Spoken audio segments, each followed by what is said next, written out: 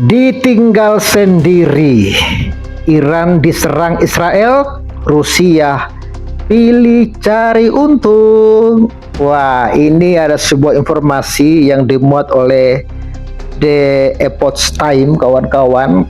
Dia memberikan sebuah komentar yang sangat-sangat menarik, dan menurut saya ini komentar yang sangat-sangat jujur, karena komentar dia ini mengutip pernyataan para petinggi-petinggi di Rusia maupun petinggi-petinggi Iran. Dikabarkan bahwa Rusia yang adalah sahabat dekat Iran saat ini justru tidak bisa berbuat apa-apa menolong Iran. Kita tahu sendiri, Putin dikenal dengan pemimpin Rusia yang memang sangat dekat dengan Ali Khamenei, dan mereka memiliki hubungan yang sangat baik. Bahkan kita tahu sendiri ketika Putin berperang melawan Ukraina, Ali Khamenei mengirimkan drone bahkan rudal untuk membantu Putin melawan Ukraina. Tapi di saat Iran diserang oleh Israel, tiba-tiba muncul kabar bahwa Rusia tidak bisa berbuat apa-apa untuk menolong Iran. Dan justru konflik ini menjadi kesempatan bagi Rusia untuk mencari cuan yang sebanyak-banyaknya. Wah, apa yang dilakukan oleh Putin dan apa yang dilakukan oleh Cina 11-12, kawan-kawan ya. Gimana sih perasaan Anda ketika teman Anda susah, ya Anda tolong, begitu kan? Tapi ketika Anda susah, malah ditinggal pergi. Ini ya yang dialami oleh Iran, kawan-kawan. Karena memang Rusia juga dilema. Saat ini dia sedang menghadapi Ukraina yang sampai detik ini pun belum selesai-selesai urusannya.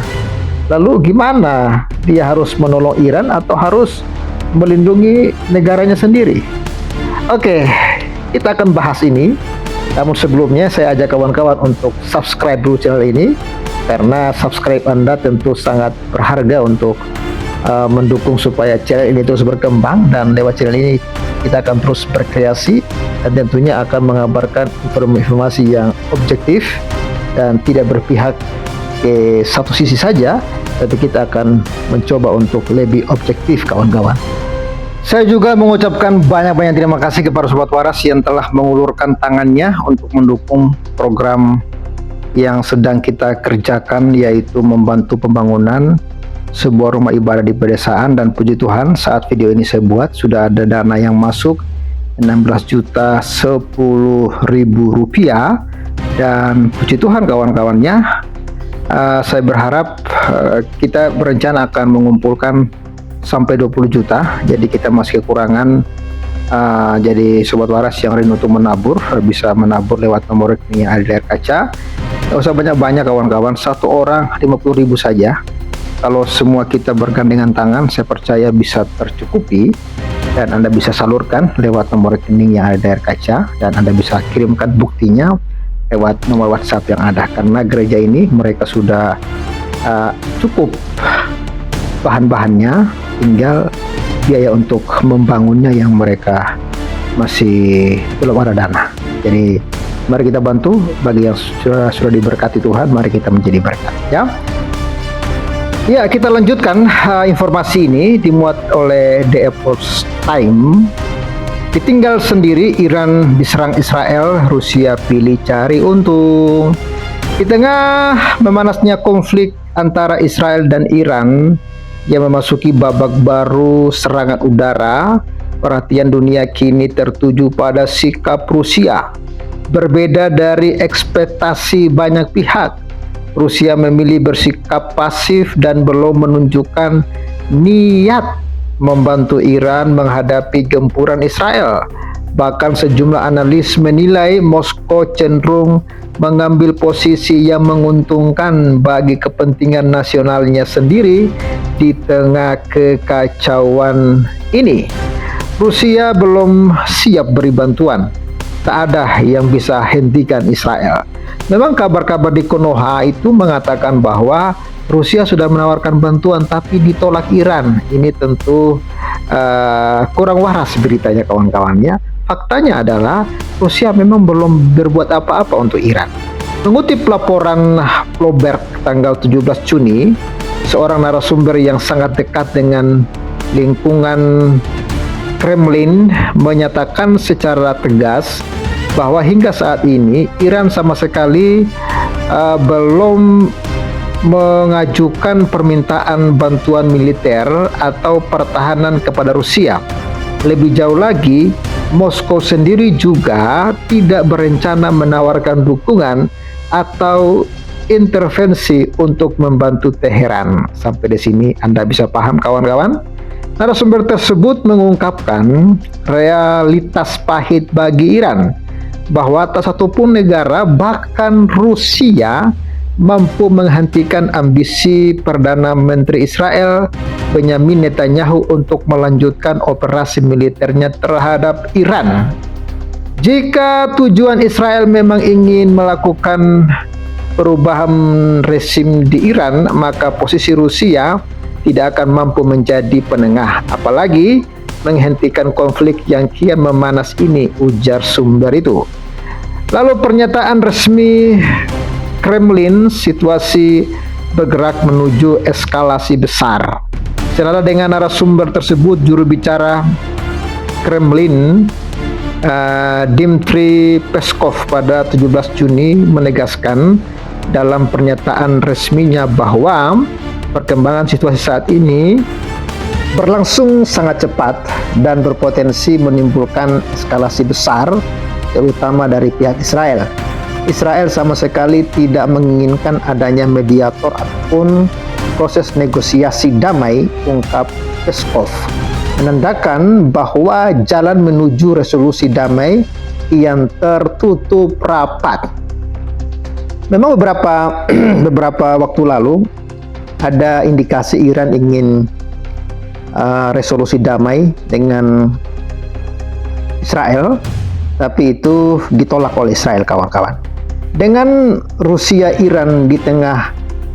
hubungan Rusia-Iran di tengah perubahan drastis sejak Presiden Vladimir Putin memerintahkan invasi militer ke Ukraina pada 2022, hubungan strategis antara Rusia dan Iran memang semakin erat. Iran diketahui telah memasok ratusan drone tempur kepada Rusia. Perhatikan ya. Jadi Iran sudah membantu Rusia yang digunakan dalam pertempuran di Ukraina. Menurut data intelijen Gedung Putih, selain itu, sepanjang tahun lalu Amerika Serikat dan Eropa menuding Iran juga telah mengirimkan rudal balistik ke Moskow. Jadi ada drone, ada rudal. Namun dalam situasi genting kali ini, Rusia tidak menunjukkan keinginan untuk turun tangan membela Iran. Bahkan cenderung mengambil sikap menunggu dan memantau perkembangan demi kepentingan nasional mereka.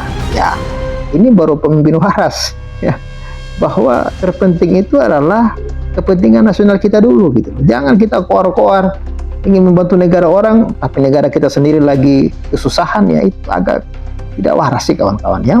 Ya Konoha inilah koar-koar save Palestina tapi negara sendiri sedang sekarat.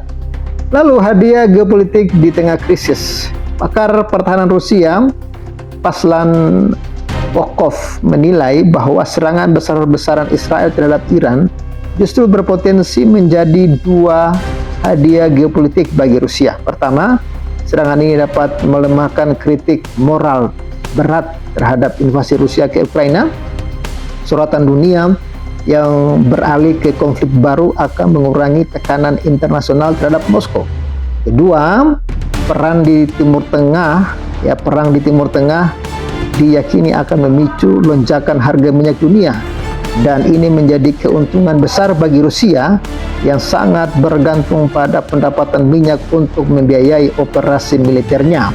Lebih lanjut, Peskov menambahkan terbukanya front konflik baru di Timur Tengah otomatis akan mengalihkan perhatian Amerika Serikat dan negara-negara Barat Bantuan militer yang sebelumnya diarahkan untuk Ukraina dikhawatirkan akan dialihkan ke Israel, sehingga posisi Rusia di medan perang Ukraina menjadi lebih leluasa, kawan-kawan.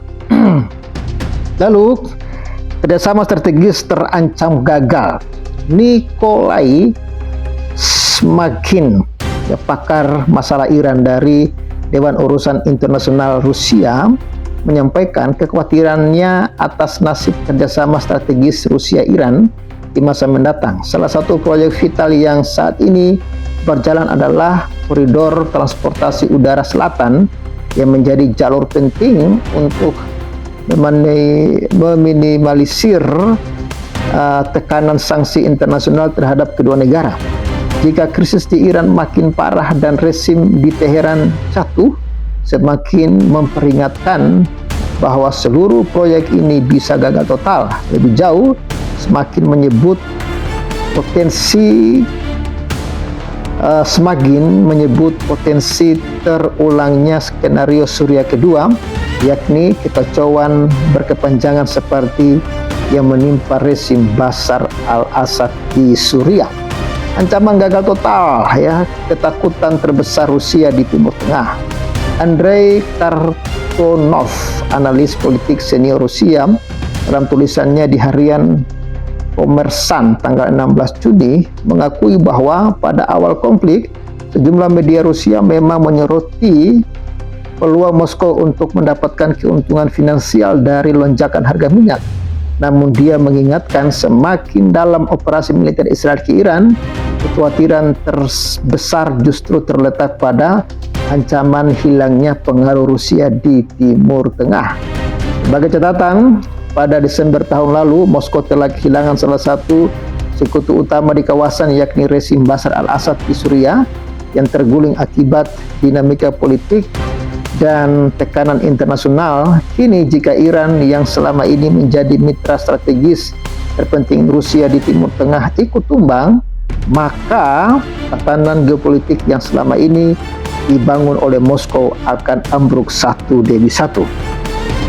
Dunia diambang pergeseran geopolitik global. Krisis beruntun di Timur Tengah menandakan perubahan besar dalam tatanan geopolitik dunia. Banyak pengamat kini bertanya-tanya, setelah kehilangan Suriah dan kemungkinan Iran, masihkah Rusia bisa mempertahankan mitra-mitra strategis berikutnya? Ataukah Moskow benar-benar harus menata ulang strategi globalnya di tengah pergeseran kekuatan besar-besaran ini? Dan memang sangat menarik, kawan-kawan. Kondisi Rusia sepertinya akan mengikuti jejak dari Suriah, akan terguling karena memang saat ini mereka dalam kondisi sudah terpuruk, dan dikabarkan bahwa sebenarnya pemimpin Iran ini secara diam-diam sudah bersembunyi di Moskow, Suriah, dan tentu ini menunjukkan bahwa Iran sudah tidak ada yang memimpin di sana. Ya, kemungkinan bahwa Pahlavi akan kembali ke Iran untuk kembali memimpin atau benar-benar menggulingkan pemerintahan Iran secara penuh. Dan kita akan tunggu saja bagaimana informasi selanjutnya, kawan-kawan. Kita berharap kedamaian cepat terjadi. Kalaupun ya kedamaian tidak terjadi, ya itulah yang harus terjadi, gitu kawan-kawan. Ya, terima kasih sudah menyaksikan. Salam waras untuk kita semua. Bye-bye dan salam.